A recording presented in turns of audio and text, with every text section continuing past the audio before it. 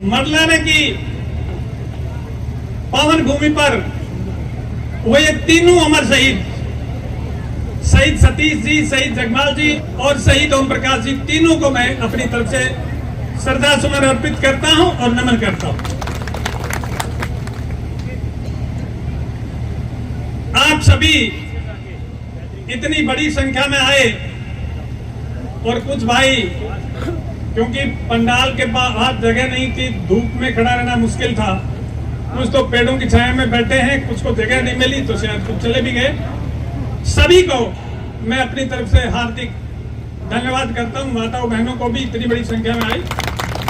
शहीद की इस श्रद्धांजलि सभा में आप सभी का पुनः स्वागत है।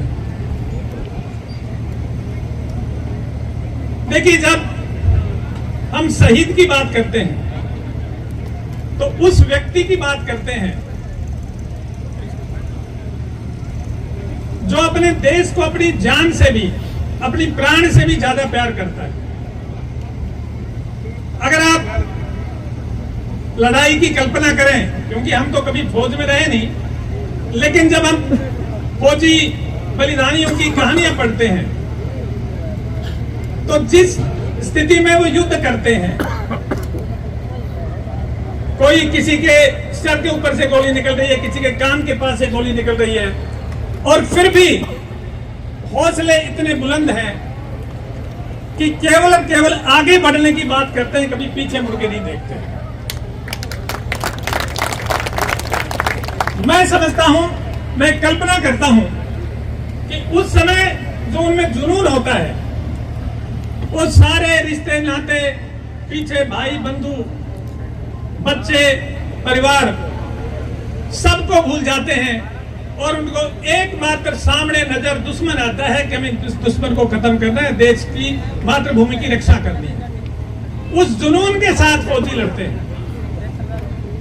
और भाई, मैं तो हमेशा कहता हूं कि प्राण से बड़ी कोई कुर्बानी नहीं होती और शहीद से बड़ा कोई सम्मान नहीं होता।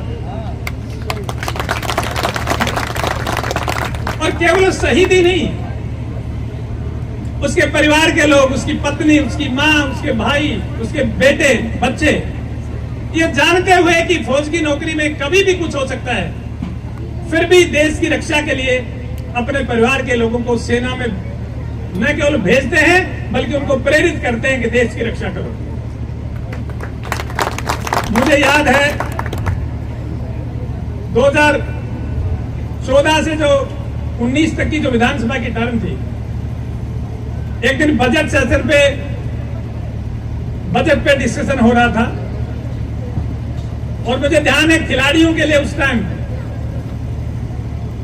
कुछ पुरस्कार राशि की घोषणा की गई थी। बीच में मेरे को बैठे बैठे वही बात दिमाग में आई कि भी यार, खिलाड़ी प्रदेश का सम्मान लाते हैं, देश के लिए सम्मान लाते हैं, उनको जब सम्मान निधि करोड़ों में दी जाती है तो जो शहीद जो अपना प्राण दे देता है उसके लिए तो वो दुनिया खत्म हो जाती है। हम कहते हैं जान है तो जहान है।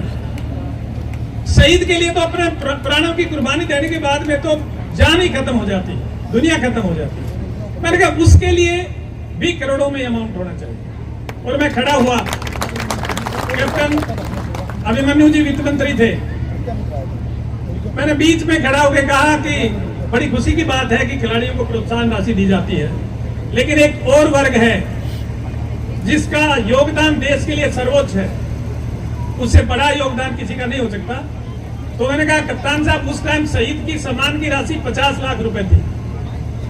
मैंने कहा कप्तान साहब, अगर आज ही शहीद की राशि भी 1 करोड़ रुपए की घोषणा कर दो तो ये बहुत अच्छा रहेगा। खैर, उस समय वो बात सिरे नहीं चढ़ी, लेकिन किस्मत से 5-6 महीने के लिए मुझे सैनिक कल्याण मंत्री के रूप में काम करने का मौका मिला। मैंने पहली मीटिंग में जो वो वहां के एडिशनल चीफ सेक्रेटरी थे उनको कहा, मैंने कहा वो एक मैंने मांग रखी थी श्रीमान जी, उसका क्या रहा? कहने लगे जी वो अब इस पे कर लेते हैं। मैंने कहा वो फाइल बना के लाओ और 1 करोड़ रुपए की घोषणा करो, मुख्यमंत्री जी से मैं स्वीकृति दिलवा। तो उसकी स्वीकृति मेरे रहते हुए माननीय मुख्यमंत्री जी ने स्वीकृत कर दिया 1 करोड़ रुपए। उसकी नोटिफिकेशन, क्योंकि फिर अचानक आचार संहिता लग गई थी, ध्यान हो आपको, उसकी नोटिफिकेशन चुनाव के बाद में हुई है और अब वो 1 करोड़ रुपए शहीद को दिया जाता है।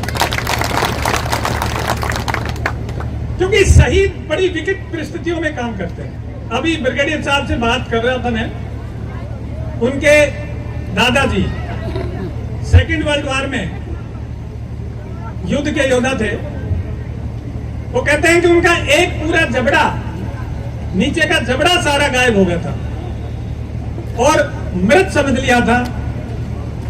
जब लाशों को उठाने का काम किया जा रहा था तो कहते हैं जो एक नर्स जो थी, जो उनको वहां सहायता का काम कर रही थी, कहता उस नर्स की उनको होश था। उन्होंने उस नर्स की उंगली ऐसे पकड़ी, पकड़ते ही वो चिल्लाई कि ये तो जिंदा है, और फिर उनको ले गए। कहते 4 महीने बाद में वो घर आए, उनको वहीं से हॉस्पिटल ले जाया गया। बगैर जबड़े के कई साल रहे। मैं झज्जर में एसडीएम था 1990 में। एक विक्टोरिया क्रॉस होल्डर थे major Umrao Singh ji, honorary captain थे उमराव सिंह जी। वो आ गए एक दिन किसी काम के, पलड़ा गांव है झज्जर के पास, वो किसी काम के लिए आ गए। तो मुझे बड़ी उत्सुकता थी जानने के लिए। मैंने कहा कैप्टन साहब कैसे मिला विक्टोरिया क्रॉस आपको? तो कहने लगे लड़ाई जब अंतिम दौर में थी, हमारा भी एम्युनिशन खत्म हो गया, उनका भी खत्म हो गया।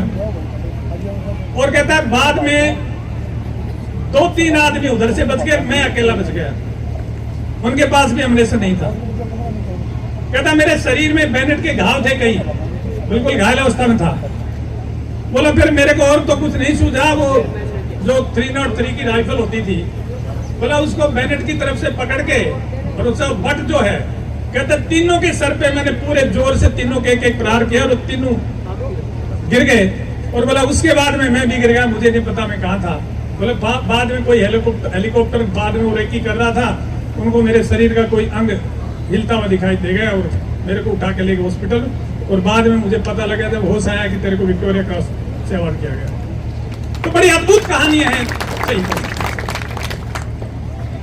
एक बात मैं और आपको छोटी सी कहता हूं, क्योंकि टाइम काफी हो गया, आपको भी काफी दिन हो गए बैठे हुए, अभी ब्रिगेडियर साहब को बोलना है।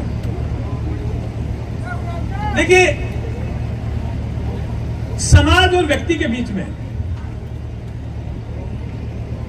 एक रिश्ता होता है।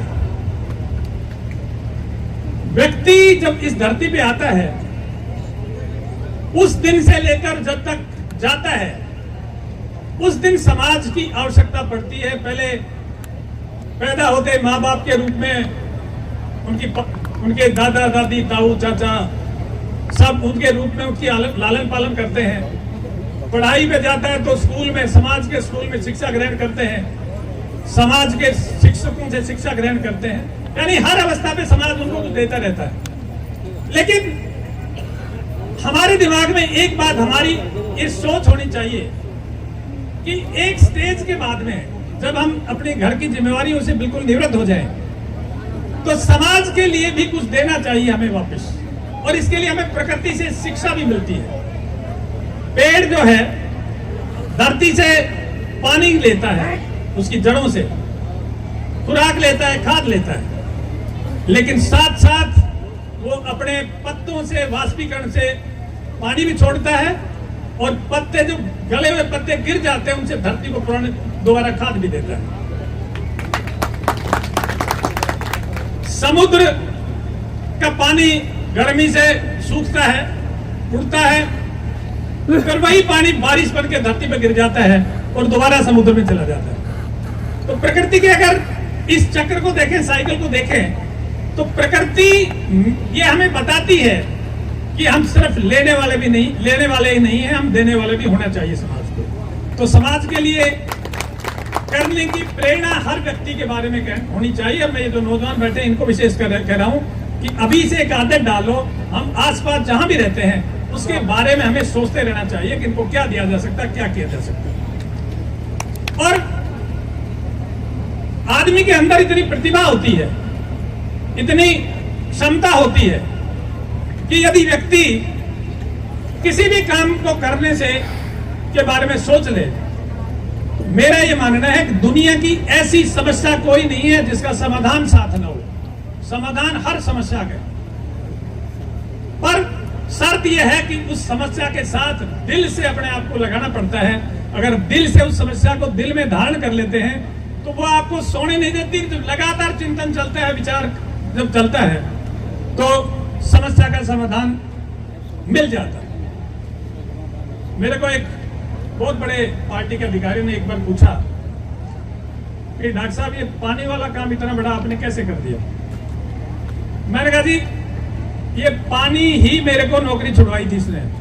मैं जब इस इलाके में आता था तो सारी धरती नागर चौधरी के आसपास पूरा इलाका खाली रहता था और मेरे दिमाग में ये बात आ गई थी कि इसका समाधान है, और तरीका भी मुझे नजर आ गया था।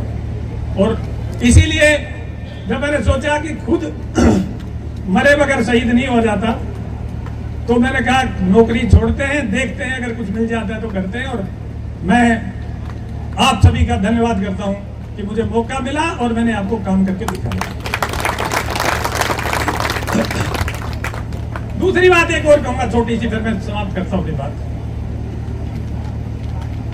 पहले हल जोड़ा करता ना, शाम को जब सारे दिन बैलों से हल चलाता था हली, शाम को उसको जो चारा दाना कुछ डालता था।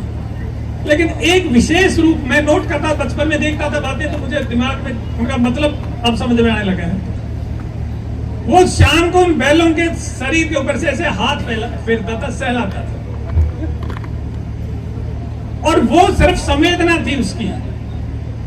उनको ये जताना चाहता था तुम मेरे लिए बहुत काम कर रहे हो, शाबाश, बहुत बढ़िया, लगे रहो, मैं तुम्हारे साथ हूं। तो भाई कोई काम करने वाला से है अगर कोई समाज में तो उनका सिर पे हाथ भी फेर दिया करो कभी।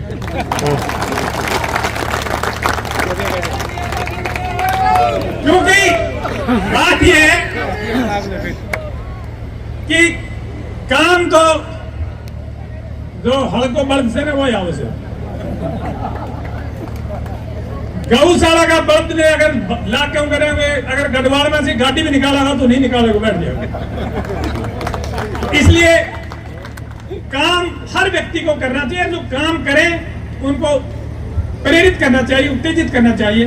क्योंकि शहीद का ये आयोजन है, उसकी यादगार में हम यहाँ एकत्रित हुए हैं। ज्यादा लंबा भाषण देने की आवश्यकता नहीं है। मैं आप सभी का पुनः धन्यवाद करता हूं दिल से। और एक बार पुनः मेरे साथ बोलिए, शहीद ओम प्रकाश जी जिंदाबाद, अमर रहे। शहीद सतीश जी अमर रहे। सूबेदार जगमाल सिंह जी शहीद, धन्यवाद। जय हिंद, नमस्ते।